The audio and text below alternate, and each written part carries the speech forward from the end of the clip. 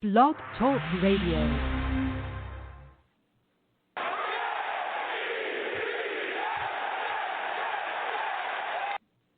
What's up, everybody, and welcome back to another episode of Let's Talk Jets Radio. This is your host, Tyson Roush, and it's the fan series, but this one I'm super excited about. One of my favorite callers, Greg from Massachusetts, who always calls in with a phenomenal perspective on the team and a ton of humor, finally got a hold of him, so I can't wait for this one, man. So, Greg, this is Tyson. What's up, man? Hey, Tyson, this is a thrill and an honor to be speaking to you. Speaking to any Jet fan is a thrill, but it's an honor to be speaking with you because you and Joe have the best show going, and I say this in all sincerity that your insight is better than any, as good as any insight on the Jets team over the years that I've ever heard. I mean, just consistently when you're upset at things, it almost always tracks with how I feel, and when you're excited, it's so simpatico. I love your show, and you and Joe are just, and you're funny, and you got great callers, and it's like Radio Free Europe here in Massachusetts. I mean, it's shining some light into a barren area. Well, Greg, first of all, thank you for that. You're very kind. We're just fans, man, having a good time. But a Jets fan, especially in Massachusetts. I became a Jets fan, believe it or not. I remember the day. I was 5 years old. I'm an old codger now. You got to understand this. This was in 1956. The Jets didn't even exist. And my father was a big Red Sox fanatic. Loved Ted Williams, took me to all the games. My brother and me to all the games. I saw Jim Bunning's no-hitter there. But for some reason, in 1956, whenever we get the paper, I would go down and see if Mickey Mantle hit another home run. He was chasing Babe Ruth at the time. He ended up with 52 that year. And my father got pissed. He said, "Why are you rooting for Mickey Mantle?" And I said, I like him. He says, "Well, do you like the Yankees?" I said, "Yeah." And he was just frustrated that I was a failure just at the age of 5. And so he called me a front runner. And I said, "Well, what's a front runner?" And I knew it wasn't good. He said, "A front runner is a phony." He says, "If they do lousy next year, you won't be a fan of them." And so I said, "No, I will." And he said, "Well, how come you don't root for all the New York teams?" So I said, "I do." And I started rooting for all the New York teams. I became a Knicks fan. I remember Richie Guerin was my favorite basketball player at that time. I hated hockey, but I followed a guy named Andy Bathgate with the Rangers. And I became a big New York Giants fan. And then and my brother was a New York Giants fan because in Massachusetts, in Boston, the Giants were piped in every Sunday afternoon. And then the AFL was formed in 1960. And my brother said, "Well, now that there's a Boston team, the Boston Patriots, I'm not going to follow the New York Giants anymore. I'm going to become a Boston Patriots fan." And of course, being the honorary contrarian, kind of jerk that I was, I said, "Okay, I'm going to become a New York Titans fan." And so the groundwork was laid in 1956, but I've been, from day one, a fan of this team. And so you were fortunate. You saw, I guess, Joe Namath. You saw the Super Bowl. You saw, like, the glory days of the Jets then, right? Yeah, I was at my cousin's house next door watching, I was, 19 years old, whatever, watching the Jets game, the Super Bowl. It was, what an awesome feeling that was. So what was Joe Namath like? I mean, obviously I've watched the Super Bowl. I watched all, like, the highlights of it and everything like that. But was Joe Namath really larger than life in terms of, like, the sporting world and the New York Jets? Yeah, it was a long time ago. I remember there was a lot of off-field stuff that was a distraction, with the, Studio 54 and Ann Margaret with the ads and wearing the mink coat in the sidelines. And, some of his teammates I've read later, like Jerry Philbin and some of the other guys were a little disappointed in his leadership quality. And he was an up and down player. especially for the first, 2 or 3 or 4 years of his career. But he got it done, and I had the thrill of seeing him when I was at school in 1974. The Giants played the Jets at the Yale Bowl, and if I recall correctly, the Jets won in overtime. He threw a touchdown pass to Emerson Boozer, and so I think it was his last year with the Jets. And, I'm just thrilled that I got to see him in person. Yeah, and then you go from that thinking the Jets are going to be a winning organization to some down years. Then they kind of come back in the 80s when they had like the sack exchange and Richard Todd and Kenny O'Brien, all those guys. What were some of your thoughts of those teams? That I still feel the pain in that season where we lost to Cleveland. And the Mud Bowl with Don Shula. Again, it's a blur. I know I was depressed by the early '90s. I just wanted Joe Walton to go so bad. Everybody was saying Joe must go, and I think he was replaced by Coslett, who was then replaced by Pete Carroll, and was replaced by Kotite. Those were some tough times. Times. And I saw my second Jets game in Foxborough in December of 1993. It was Parcells' first year with the Patriots, and the Jets won 6-0. And Boomer Esiason was the quarterback. Coslett was the coach, and it was like 35 degrees and pouring rain and 70 mile an hour winds and 80 mile an hour gusts. And I heard Boomer Esiason say a few years ago that the worst weather he played in his entire life was that day, and that includes college, high school, pee-wee, pro. That was the worst weather. And I know I had been invited by a Patriot fan, a friend, to go, from 3 months before, and I called him up that day. I said, Davey, I know you're a Patriot fan, but there's something inside your head called the brain. Let's dust it off and let's not go to this thing. And we went. And the reason I remember that game so vividly is the following Sunday, it was my wife's big birthday, and I was going to take her out of town, and I ended up getting pneumonia. Oh, she's still pissed at me. So that was another game. But the Jets won. It was 6-0. But that was a memorable game because it was the worst weather. I think it's the worst weather any Jets game in my life. I think that's the worst weather the Jets franchise has ever played. So yeah, I mean, I've sat through some doozies over the years on the road and at home at some bad weather. And then you talk about the early '90s. In the late '90s, Parcells comes. They had a couple magical runs. What was your favorite year in terms of watching this team and just as like an enjoyment as a Jets fan? Which year would you think that was? Oh, I love the Parcells year. His first year he had Neil O'Donnell and I think we were in the playoff hunt till the last game of the season. Yep. And then the next year we made that run with Vinny, and we were ahead. In all three championship games that we've been in the last 20 years. We were competitive, and I thought we were going to win that game, and I think Atlanta, if I recall correctly, won the NFC, and I think that the winner of the Denver Jets game was going to win the Super Bowl, and that was very bitterly disappointing. And then the next year, the first game of the season, Vinny, tears his Achilles tendon, and Rick Myra wasn't up for the job, and we ended up with Ray Lucas, and then he left, and then Grohl left after 1 year, and then we went into what I call modern times, in the 2000s with Herm Edwards. But the Parcells year I enjoyed because it was intelligent football. They were well disciplined. I loved those 3 years. I knew you could just see what the difference is between a good coach and a bad coach, and he was a great coach.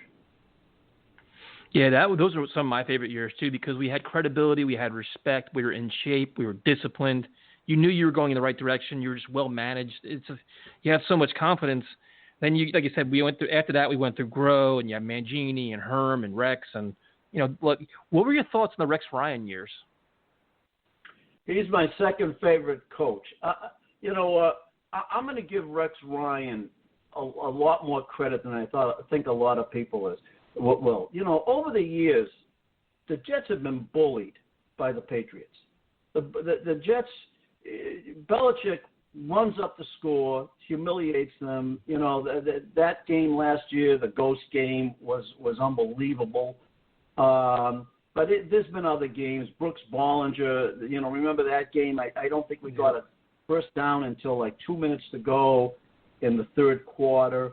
And another game I went to in 2010, it was a Monday night game, and we Jimmy Leonard just got hurt, and we lost like 42-7, and he humiliated us. And what I liked about Rex Ryan was that he came in, the first thing he said is, "I'm not here to kiss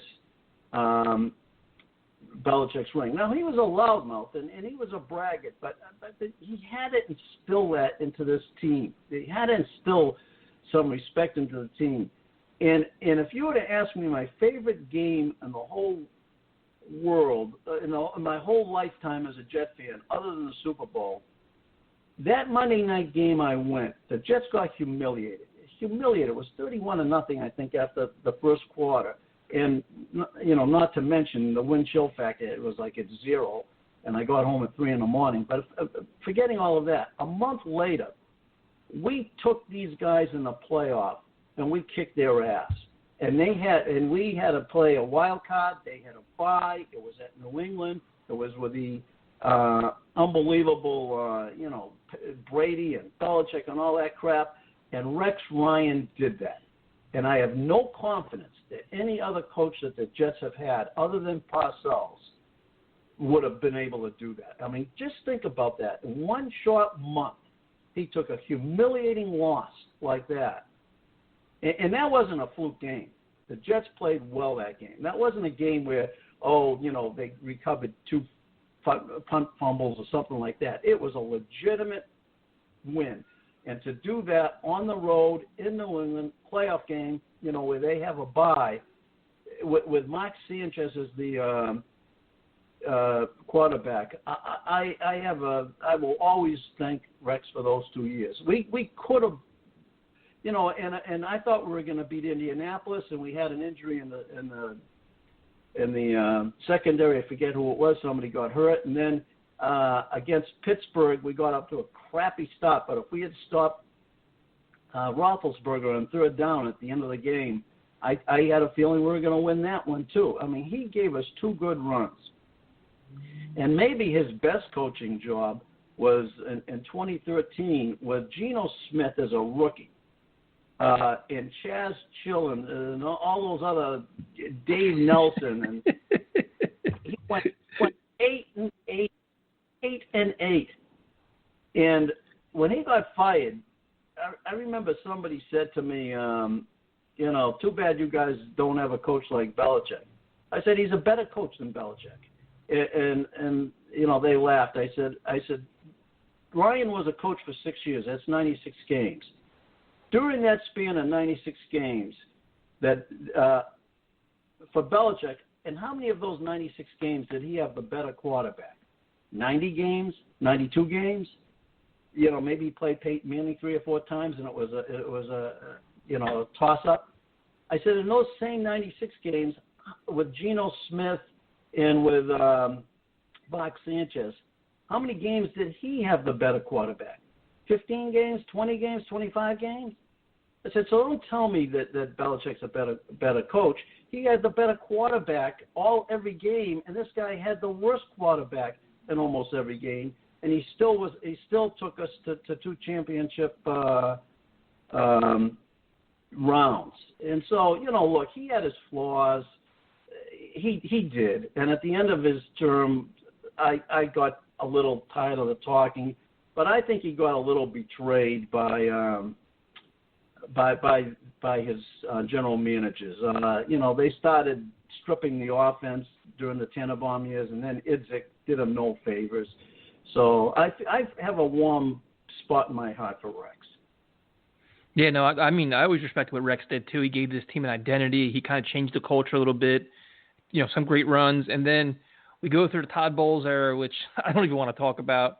And here we are with Adam Gase, and it's like, all right, a year where we're kind of like, there's been a lot of change in the offseason, free agency, there's a draft with a bunch of new players.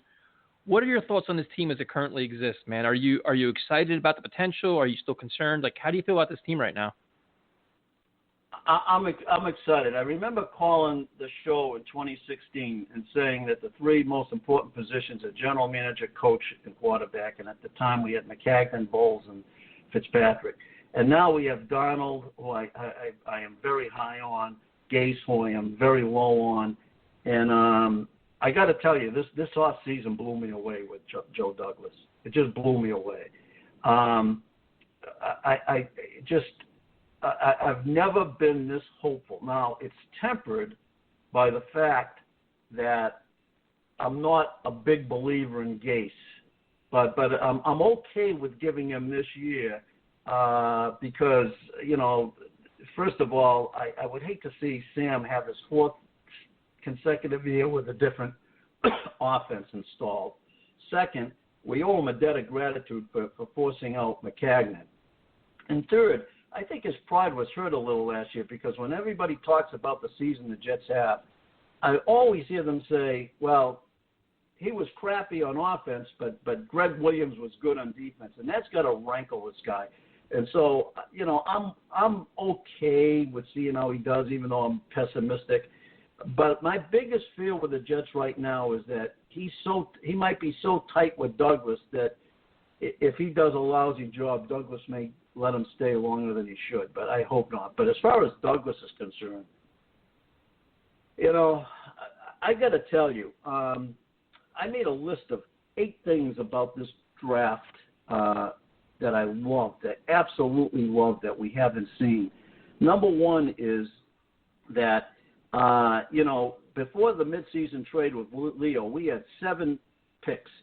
So he picked up that high third-round pick to get us 8 picks, and he traded down and made some intelligent trades, and we ended up with 10 picks. That's unbelievable. And I'm not talking about stupid trades where we trade a late 6th for a 7th and a late 7th or something like that. Quality picks. 7 of our 10 picks were through the first 4 rounds. That was new. Second, the value. We didn't get guys like Dylan Donahue and Hackenberg and Jeremy Clark, and guys who you knew, you were saying, what the hell? These were all the consensus of all of the publications and mock drafts and scouts. Every one of these were picked at their position that they should have been, or maybe they were even a steal. I just want to give you one example. There used to be a draft guy, Joe Bucksbaum, and at the end of his draft guide, he would list the 150 best players. And I remember just being thrilled if the Jets would have 4 on that list of 150 players. And then when Joe Bucksbaum died, a guy named Nolan Nawrocki took that over, and then he retired a couple of years ago. And they kind of use the same system on NFL.com. Well, this year, the Jets had 9 of the top 140 picks on NFL.com, 9 of them. And that doesn't include James Morgan. That doesn't include the trade for Quincy Wilson. And that doesn't include the 6th-round pick they picked up last year. He did a tremendous, tremendous job. And then I liked his undrafted free agents. I think there's a couple of kids, Bryce Huff and Lawrence Cager, that have a good shot of making a team. He had, picked 5 captains. These guys had character. He's thinking ahead. The Morgan pick, the Davis pick, Michael Pirine, all, not going to necessarily contribute a lot this year, but will be in the mix next year. He focused on prime positions. This was my biggest problem with McCagnon.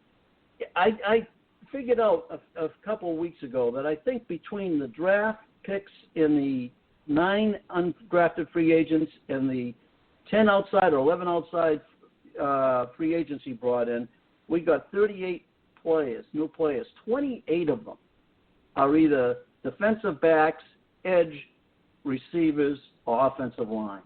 He saturated the weaknesses on this team. And then, he picked athletes. I don't know if you saw this stat, but there's something called RAS, Relative Athletic Score, which measures athletic ability. Zuniga, our third-round pick, was 14th out of all the draft picks. Mims was 13th, and Becton was 9th. That's 3 out of the top 14 athletic guys. Plus, we're getting captains. Plus, we're getting and then my final thing, and maybe the most important, is we didn't do anything stupid. That's all I used to be as a Jet fan for McCagnon is, please don't do anything stupid. Please don't sign Fitzpatrick. Please don't trade two number ones for Camille Mack. Please don't trade up last year in the second round and mortgage our future to get somebody in the second round. That's all I used to do with McCagnon was pray that we didn't do anything stupid. So overall, I think this guy did a tremendous job. He didn't sign any free agents that are going to be albatross contracts. And I'm really as excited as I remember being in 20 years. See, now I'm a little bit surprised by this because the draft, I understand. I give him a lot of credit for the draft, but in terms of doing enough to upgrade the offensive line and wide receiver group, the offensive line, I'll say yes, but there's still some uncertainty because some of these guys they're kind of journeymen. They're not really proven as, top-level starters or very good starters. With the wide receiver group, you're confident with Perryman, Crowder, Mims, Josh Doxson? Like, you don't think they should have more there? No, they should. I think there's one glaring hole left in the team, and that's they need one more receiver. And one of the reasons I don't want to pick up a Clowney or I don't want to spend a lot of money on a Ryan Logan or anything like that is, when June 1 comes and, we got the Trumaine Johnson part of his salary off the books and we can always cut if we need to winters. We got enough money to get one more premium guy. Somebody's going to get cut. There are all of these receivers, and some veterans are going to get cut and not going to make it. And you're right. That's the one big weakness that remains. But I got to tell you, if I did a little exercise after the season was over, I just made a list of everybody on the roster who was under contract. They didn't count free agents, and it was a barren roster. And I love the 2 tackles. I think Fant at right tackle, and then we got the center, then Becton at left tackle. Offensive line, I think, is a tremendous upgrade. We got some professionals in cornerback.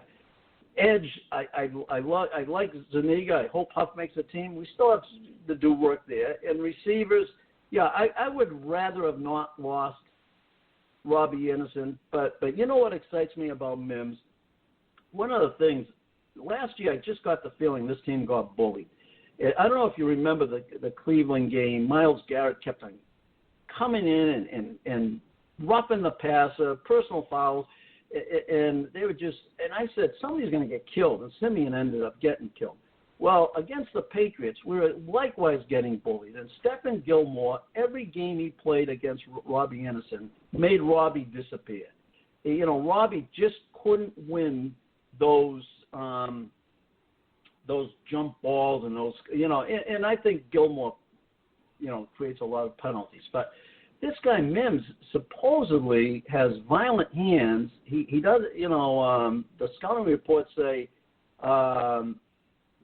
he's very good with physical guys like that. And if at the end of the day, he can catch some passes against Gilmore, and Becton can blow over some guys like Myles Garrett, it's just a tremendous upgrade. Now, was Rome built in a day? No.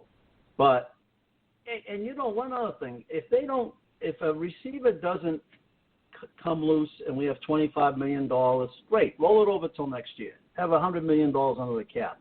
Next year is supposed to have just as good, if not better, draft class for receivers, and then just load up. But, given where we were and where we are, I think he did a tremendous job. And as I said, no Trumaine Johnson contracts, no C.J. Mosley contracts, no Le'Veon Bell contracts. Given where we were and where we are, I got to give the guy credit. Are we going to make the playoffs? No. But we're not going to be an embarrassment to watch, I don't think.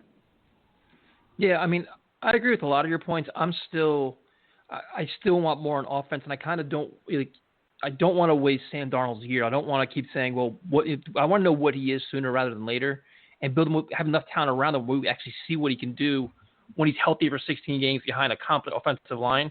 Whether that's this year or next year, it remains to be seen. But if you look at the defense, they did some really good things. They helped the secondary, which was needed. What is your take on this Jamal Adams thing, which to me is so similar to the Revis thing? It's driving me insane. He's going to dig his heels in. He wants a contract this year. The Jets are saying next year he wants, $15, $16 million a year. What are your thoughts on this? We've been down this road before with Jets and contracts. Yeah, I think I'm going to say something unpopular here, which is I don't want them to re-sign him. There's a big difference between this and Revis. Revis was unbelievable. He was the foundation of the Rex Ryan teams. Rex Ryan's whole defense was based on the fact that DeAndre Hopkins and whoever else, Megatron, whoever else was other team's number one was going to do nothing that day because of Revis. I just don't believe that a box safety, you can probably get a very good box safety for $6 or $7 million a year. I don't want to pay $10 million a year more for Jamal. And the other thing that really scalds me here is he's only played 3 seasons. I mean, he's trying to shoot himself out of town, then let him do that if we can get decent compensation. But he's only played 3 seasons. I mean, if this nonsense started next year, I could tolerate a little more. But it really gets on my nerves, and I think that the Davis selection, by the way, is at least that was my reaction on draft night, was that Joe Douglas is preparing for him leaving. Because I think that if they do trade him, I think they'll try to re-sign May, slide him over to strong safety, which he really was coming out of college, and put this guy who's a pure free safety. And I'd rather see that, get a number 1 pick, and save $10 million a year. I don't know where you stand on that, but he's no Revis. Yeah, no, I don't think he's comparable to Revis, but I do think he's probably the best player on the team. I think he's extremely versatile. He can be used in a litany of different ways, and I think what some people tend to forget is what was missing on the defense last year. Like, you add in Mosley to this defense and other players and a better corners around him, you could do even more with Jamal Adams. He could just be attacking at every level. He could do whatever he wants then. But it's like, I think based on the injuries last year, he was hindered with certain things, but now he can do even more. And to me, it's just like, I would pay him. I wouldn't trade him. I think this is going to get ugly. For some reason, I think it's going to get ugly, and they're going to trade him. I think he's going to pull this diva nonsense, and he's going to force his way to Dallas some way. And if they trade him, this time of year before the season, I'm going to be pissed because, I'd rather have the draft compensation this year rather than next year. But I would pay him. I would give him the $14, $15 million a year because they're going to have tons of cap space. The only guy they got to pay is Sam Darnold, and and it'd be an extension too. So you're adding it 2 years from now when you really actually got to pay him. So I wouldn't even worry about that. But listen, I can see either way. I mean, they're not one player away either way, keeping them or not keeping them. But the question I have for you is, you talk highly about Sam Darnold, and then now there's a lot of articles there's a lot of media's getting bored now. So now it's a lot of pressure on Darnold to perform this year. He's got to do all these things, and to me, there is pressure on Sam to play better. But there's a lot more pressure, in my opinion, on Adam Gase to improve his play calling, to get the line play to be very competent and have, remove all these blown assignments and everything else. Have a system where you can maximize all the wide receivers. To me, there's a lot more pressure on Gase this year than there was last year. I mean, what do you think about that? I agree. And the main reason I would like to pick up a fourth good receiver is I don't want Adam Gase to have any excuses. I don't want him to have one excuse. He's got Gore now, and who's his guy at running back. He picked up Ryan, so he can mix and match as he wants in the backfield. He's got the tremendously upgraded offensive line. He's got some guys at receiver. He needs another guy for sure. Herndon's coming back. Sam Darnold, one of the things,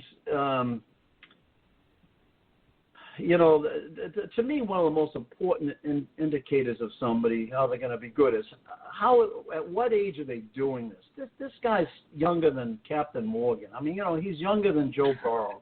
He's got 2 years under his belt, 2 years of just horrendous experience in the sense that no offensive line, no coaching, no running game. In fact, the biggest thing he needs is a running game. That's why I love Becton. That's why I like the Cameron Clark pick is he's got to get 3rd and 3s and 3rd and 4s instead of 3rd and 8s and 3rd and 12s all the time. But I agree with you. I think the pressure's on Gase. And if the Jets' offense doesn't dramatically improve from like 32nd in the league, whatever the hell it was, to at least 20th, 18th, he's got to go. And that's what my big fear is. Does Joe Douglas feel beholden to Gase because Gase kind of recommended him highly to get the job, and therefore we're going to be stuck with Gase? So I'm not. This is not Nirvana yet. But at the end of the day, I have a lot of faith in Sam Darnold. Some people say we're behind Buffalo a year or two, and that's true. That's true. We are behind where they are. But you know how I feel? I feel like a guy who took the wrong turn at the fork in the road and went down the wrong for 30 minutes and then realized I'm going the wrong direction. Now I've turned around the right direction. I feel like a moron for doing that, but now I feel better that I'm going the right direction. I think we're in the right direction. And when we catch up to these guys, I think we got the advantage because I think Sam Darnold is far better. I may be wrong, but I think he's a far better quarterback than Josh Allen. So I just am afraid of the coaching. And I think the pressure should be on Gase. Whether it will be, I don't know, but it should be. So, in your opinion, what should be his criteria this year for him to keep his job? It doesn't have to be wins, but what would you say, okay, listen, if I get this out of Gase and this team this year, he should retain his job? You're right. It can't necessarily be wins, but it's got to be. It's a tougher schedule. Last year, schedule reminded me of the 2015 schedule where we went 10-6, and this time we got a tough schedule. But it's not just the opponents are tougher, but the travel's tougher. There's a lot of things. So I can't sit here and say he's got to make the playoffs or something like that. But it's got to be 6 or 7 wins. But more importantly than that, we've got to say at the end of this year, Sam Darnold's on the way. We got to know he's making progress. We got to also see how is he developing these young players. I mentioned these 3 players who were the top 14th athletically. So he's got Becton, he's got Mims, and he's got Zuniga. Are they being developed? Are they? That's what I want to see. If these 3 guys look like, boy, holy cow, what great picks. They're going to be something going forward. And if they win 6 or 7 games, and Darnold clearly makes a step forward, I'm okay with him coming back. I don't have any illusions that he's going to treat Le'Veon Bell any better. He doesn't want Le'Veon Bell there. This is going to be Bell's last year for sure. But I don't want to see stupidity. I want to see a better, and more adjustments too. I mean, we'll see. Like coaching, it's hard to define it, but you know what's good when you see it. And I got to make sure that Darnold is making progress, and these young new draft picks are making progress. And we win 6 or 7 games. I don't know. Last year, some of those losses were just humiliating. The first 6 or 7 games, I mean, we couldn't even make it to halftime. I got to tell you a true story. I never let anybody watch a Jet game. No Patriot fan can watch a Jet game with me. Never. For 30 years. I've been socially distancing from those guys for 30 years. So there were these two old guys that convinced me that, I broke a rule on Monday Night Football, the Patriot. This is the ghost game. They came over. I ordered the pizza. We got the drinks and all that. Finally, 2 minutes into the third quarter, I said to them, "Get the hell out of here." They said, "What are you talking about?" I said, "Screw." I said, this was a bad mistake. That's what Gase did to me last year. These games were not even competitive at halftime. If we get any of that crap again, he's got to go. He's got to go. No, I mean, I completely agree. And based on all the upgrades and just the talent and just the ability this team should have, there should be no more. I mean, obviously out of 16 games, you're going to get a clunker or two. That's just the NFL, but we shouldn't be getting our doors blown off by terrible teams. We should be competitive in every game. And you want to see 4 quarters of good football. You want to see some innovative play calling. You want to see Sam play well. You want to see good time management, good game management. Some of the things that bothered me last year was Gase was getting a pass for things that Todd Bowles got ran out of town for. And that blew my mind. I'm like, we saw this stuff. We saw this incompetence. And everybody said Todd Bowles has got to go. Gase did the same thing, and some people ignored it. Wow, it's his first year. But he's not a first-time coach. He's an experienced head coach. So he got a lot of passes last year for whatever reason. This year, for me, all the excuses are gone. I don't want to hear excuses. The only excuse that he can have early on is the offensive line gelling, because you could be replacing 4 out of 5 guys. I'll give him a couple games for that. That still is not a major excuse. You still got to adapt like everybody else does. But like you said, man, he's got to overall. We got to see a smart, well-played team, a good football program this year. You can win 6-7 games and do it with style points. Wow, this team's on a rise. They're going in the right direction. Or you can win 6 games and look like you're a bunch of slugs. And this team has got to show they're a team that's going in the right direction. Right, and we'll know. I mean, just like we know clearly that last year's performance was not acceptable, we'll know it's acceptable. It's hard to say exactly with metrics, but it's got to be. There's got to be some wins. There's got to be every game. There's got to be competitive. Maybe we have a bad game at Kansas City, but we were getting blown out by garden variety games. The game that really sears in my mind is the one last year against Cincinnati, and their weakness was they couldn't stop any runs outside. All we did all day long was run inside. I mean, what the hell? I know we didn't have speed demons, but they should have been running, Powell, or they should have been running Montgomery. They should have gone outside a little. They didn't do any of that stuff. They should have done some end around. Nothing. Every single run was inside where they are strong at stopping the run. And that was depressing because, they're sitting there all week long. Aren't they planning for this? Aren't they figuring this out? Coaching is so critical. The one thing I can get to Patriot fans is when they give me all of their crap. I tell them they think that Belichick is the greatest coach of all time, and I tell everybody he sucks, and they say, what are you talking about? I said, well, he's had 7 years where he hasn't had Tom Brady. He had 5 years with Cleveland with Bernie Kosar, Vinny Testaverde, and a couple other guys. He had 2 years with the Patriots. Drew Bledsoe was 1 year, and when Brady got hurt, I forget his name, the backup. Matt Castle. Yeah, Matt Castle. And I said, who do you think has a better coaching record during those 7 years? During Todd Bowles with his 4 years with the Jets, or Belichick 7 years without Brady. And they say Belichick. I said, yeah, friggin' barely, by 456 to 448.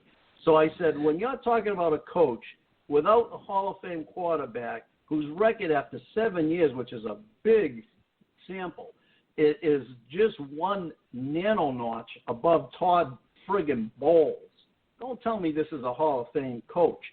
And that pisses them off. But it's true. And if you can piss off a Patriot fan, you've had a good day. Yeah, that's always a good day. So, Greg, one of my favorite questions, and I asking Jet fans is, what is it like being a Jets fan? Somebody said, what's the life of a Jets fan? How would you describe it? I think for me, it's a little tougher than most people. If you're in New York, for example, you got people to commiserate with. Where I am just, Christmas parties and stuff like that. I mean, I'm the Jets and I are the butt of many jokes. So it's been tough. I identify. No, I shouldn't say that. I mean, it's not funny. But you saw the Larry David episode this year, right? Yep. About the Jets. That was funny as hell. And the guy who took his life said the pain. I mean, I feel the pain. It's just. And the other thing is, the month I hate every year is January, because every single year the Patriots are in the Super Bowl, hunt, and they're in the playoffs, and they have the bye. And I got to tell you, I don't enjoy watching playoff football when I know the Patriots might be in the Super Bowl, because then every game I view it towards the lens, which team has the best chance of beating the Patriots, instead of just enjoying the damn game. I can't tell you how enjoyable this offseason was that these morons got knocked off by Tennessee in their first game. But it's torture. I mean, that's why I'm just so excited about the future. I think I'm cautiously excited about the future. And they're going with Stidham this year. If he goes a long way with Stidham, maybe I'm wrong. Maybe he is a genius, but. I just am not worried about anybody in the division. But it's been tough. There's absolutely no Jet fan around here that I can commiserate with. So. Yeah. See, you have no fans to commiserate with, and I have thousands of fans we can commiserate with, and just we're just angry all the time and pissed off all the time because we're just tired of losing and no playoff runs, no championship in 50 years. And I think it's painful everywhere, man. I got to tell you, every time the Jets get humiliated by the Patriots, the next day I get calls from people I haven't talked to in 3 years. Just calling to see, how you're feeling, how you doing. Oh shit, yeah, I'm sure that's why you're calling. It's just brutal. And I guess it goes back to why I feel warmly towards Rex Ryan, because for a brief period of time, when they played the Patriots, I didn't feel like it was going to be a massacre, and I want to get back to that point.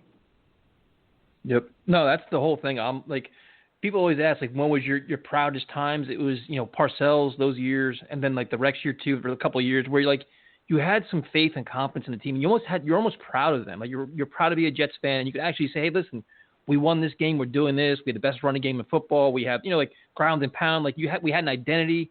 We had some confidence. We played well. Like, and now it's like the last few years, man. You're just like, game day is like torture. Like you're like, all right, how are we gonna screw this one up? Like, oh, they're up by 10 points. I'm like, give it time. They'll blow it. Like, you just know. And then they're playing a winless team. And I would say, like, we're going to lose to a winless team. Oh, you're out of your mind. It happened. Like, it's just like we're just beaten down now. And now it's like we're waiting for bad things to happen. I'll never forget, like, I'm sitting at work, and they're like, Sam Darnold's out. I'm like, what? Like, he has mono. I'm like, how? Like, what? I'm like, are you kidding me? Like, you can't make these things up. Like, you really can't. Like, it's just, last year was such a circus and just sucked the life out of me. By like week 8, I was exhausted. Like, it wasn't fun. Like, and even when they started winning games, it wasn't fun, because you're like, then you had the could-haves and would-haves. Like, when you end 7-9, and you could justify being 9-7 if you played just, you beat the Bengals, you beat the Dolphins, like dumb things like that. This team, it could drive you completely crazy. Oh, that second half of the season did nothing for me. It's sort of like being down 40 points at halftime in basketball and cutting it to 18 at the end of the game. Big deal. When the games mattered, we couldn't even make it to the end of the first quarter competitive. And I remember having the same feeling when I was at the office on Darnold. And a few years ago, I remember going to an office, somebody to meet somebody, and he says, what do you think of the Geno Smith situation? And I said, what are you talking about? And that's when I found out that he got his jaw broken. And I said, it's just unbelievable. If you think about that, all the crap that we've had, Pennington getting hurt in the preseason against the Giants, Sanchez getting hurt in the preseason against the Giants, and the Snoopy Bowl, Geno Smith getting his jaw broken, and then we had to live with Fitzpatrick for 2 years. Then the mono with Sam. Testaverde tearing his Achilles tendon in the first. It just seems like we're not getting lucky here, Tyson. Dude, listen, I understand, and that's the whole thing. Like people, and that's why people always say, "Oh, you're just so negative, man." This and that. I'm like, no, I'm just beaten down. Because for every great memory we could talk about the Jets' victory over the Patriots in the playoffs, or the Eric Decker touchdown in the overtime. I can name 15 things that are just absurd to happen to the Jets that you can't even explain. And we even saw it last year. There's 4 or 5 instances last year, like the ridiculous amount of injuries. Just all the things that went wrong. It's like this, just year after year, you can always find these things, and it's insane. You can never explain it. And I have a friend of mine who's a big Cowboys fan, and he never really realized how bad the Jets were. He's like, so we started watching games together, and after about 3 years, he's like, bro, I don't know how you do it. I don't know how you live with this. He's like, I never realized it was like this with this team. You'll never understand unless you live through it. It's crazy. It's torture, and I shouldn't say this, but the last couple of years with Todd Bowles and then last year with Gase, I've done something I've never done before.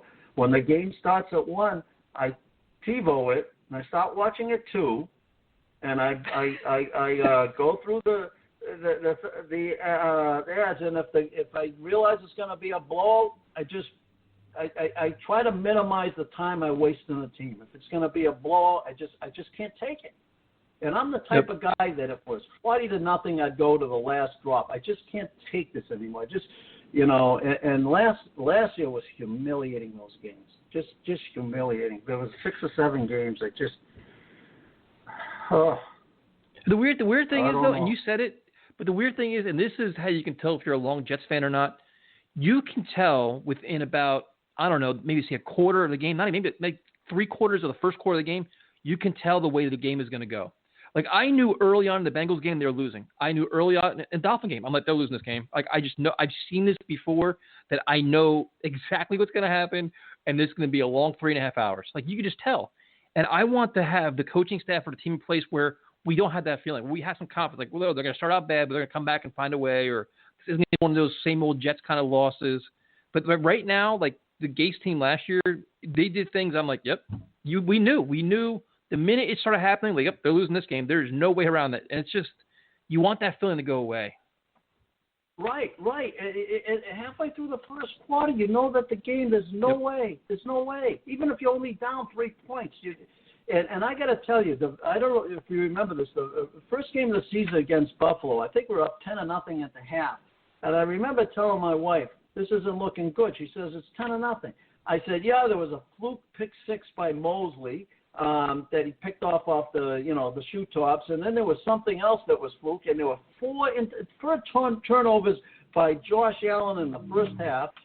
We weren't moving the ball. We're up 10-0. Sure enough, Mosley pulls a groin, which is a Jetsy thing to do in the fourth quarter, and because one player goes out, it was like open season. We couldn't stop these guys, and we lose 17-16. We blow a 16-point fourth quarter lead. That game pissed me off, and then 2 days later, we find out the CMS mono, and I just said, really?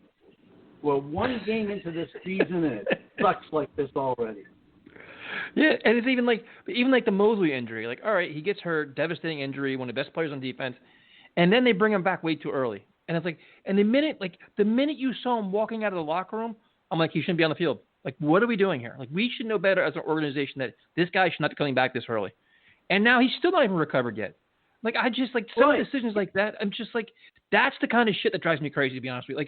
Like, and I'm only a fan, dude. Like, I'm not a doctor. I'm not an expert. I'm not a coach. But I know if a guy is limping coming out of the locker room and he plays middle linebacker, he shouldn't be on the field. Like, this isn't rocket science here. But what kind of luck did we get last year? Mosley pulls a groin. He's out for the season. Herndon gets suspended for 4 games, and then while he's on suspension, he pulls a hamstring. He's out 2 more games. Then he comes back and plays like 8 snaps, and then he gets hurt. He's out for the season. You know, this should be in the Guinness Book of World Records for shitty luck. I mean, it's just unbelievable. It's true. Like I tell you, like last year was the year. Probably like I've had some rough years, man, but last year really set me back, man. Anger, just frustration. Like it just broke me. And like you said, the end of the season did nothing for me. It helped a little bit winning games, but the like beating the Bills, a second string Bills team and celebrating like you won the Super Bowl was ridiculous. I'm giving them a clean new slate, and hopefully a lot, like you talked about, a lot of new change, clean slate for Sam, for Gase, for everybody. Hopefully they all come back out a lot better, a lot more motivated, with more talent, and they play better. Because I just can't go through another season like last year. I just can't do it. This will set me completely over the edge, I think. Oh, think about me. I mean, I'm much older than you. This would do this. I just couldn't do this. I mean, last year was depressing. It was really depressing. There was no hope. That's all I ask. Give me some hope. And can I ask you a question? If Gase, if the Jets stop playing like they did last year in the beginning of the season, what do you think Douglas will do with Gase? See, I have this sneaky suspicion that Gase is already coming back next year. I think that they kind of have a built-in excuse of a revamped offensive line, bringing in new receivers. I think, the pandemic, a ridiculous practice schedule. I think if they start off slow, I think they're going to justify it for all the change and the lack of whatever. And I think if he wins 5-6 games, he comes back. I just kind of think and I think next year will be his make or break year because they have $100 million in cap space. They'll have, year 2, I guess, of where they think they have their kind of players. So I kind of think, this is kind of like a last year was a wash year. This year is kind of the year they're going to kind of like step 1. Next year is like, all right, show us the progress. That's kind of the way I think Joe Douglas is looking at it. Yeah, boy. I hate to be like that, but I just have a funny feeling that's the way it is. I agree with you. I think that's the way it's going to be. And unfortunately, I don't think Gase is up to it. And you know what? This is really true. I hope I'm wrong. And anything I say negative, I hope I'm wrong. Nothing would give me greater pleasure than for Gase to shut me up and every Gase hater up and just turn out to be a great coach. I would love that. I want him to succeed. I wanted Todd Bowles to succeed. But I knew that Todd Bowles had a better chance of succeeding than I did of winning the Boston Marathon, and I don't run. And I got the same feeling with Gase. But we'll see. Yep. Well, Greg, first of all, I want to thank you so much for your time, man. This has been a blast. I've been dying to talk to you. I always enjoy when you call in, and you always have a great perspective on a team. So I want to thank you so much for your time, man. This has been fun. Thank you. It's been fun for me too. It's like being in the desert for 5 years and getting a drink of water. This is spectacular. So thank you very much. Keep up the good work, everything you guys do, and let's share a feeling next year, this next football season, and not one of commiseration, but one of joy. Yes, sir. And then once training camp comes, we'll talk again, man. We'll talk some. I hope to make it down to New York to see a game in the next couple of years, and if I do, I'll try to bump into you, try to look you up. Oh, most definitely. I would definitely appreciate that. Greg, stay safe, man. We'll talk soon. Once the football goes back on the field, we'll talk during training camp and stuff. Okay, great. Thank you, Tyson. You be well too. You too. Have a good day. Thank you. You too. Bye. All right, that was one of my favorite callers, Greg from Massachusetts, who we've been doing the show a long time, and he always calls in. I just love talking to him. He's got such a long-time perspective of the team, so it's always a blast. As always, you can follow this show, Let's Talk Jets Radio on YouTube, @Talk Jets Radio on Instagram and Twitter. My name is Tyson Roush, and we'll talk to you guys next time.